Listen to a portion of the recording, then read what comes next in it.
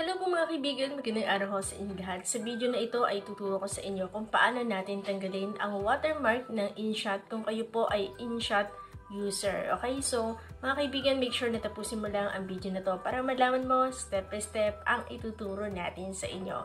So ano pang hinihintay natin? Tara, puntahan na natin ang ating video. Okay mga kaibigan, so ngayon po ay pupuntahan na natin yung ating InShot application. Pero bago ho yan, puntahan muna natin ang ating Play Store. So dito ho ay mag-install tayo ng InShot. At kung wala pa po kayong InShot, install nyo lang po yan sa Play Store. Libre naman po yan. Okay, so pag dito na tayo, click lang natin dito sa search bar yung InShot. Tapos search natin. And then open na natin mga kaibigan. Okay, so pag dito na tayo, meron pala itong free at saka meron din po itong premium or pro na pwede po kayong mag-avail sa kanila. Okay, so click natin itong video. Tapos dito ay pipili lang tayo kunwari ng video na ating isasample sa inyo. Okay?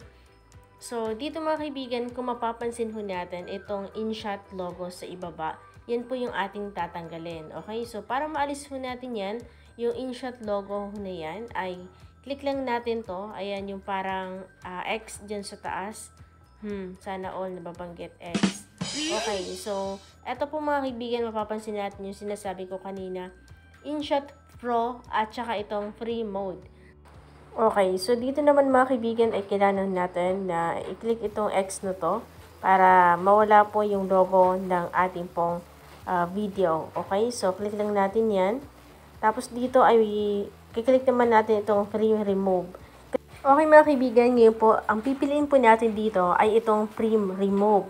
Okay, so kasi nga free lang ang ating ginagamit at wala pa tayong pambayad doon sa kanilang pro mga kaibigan.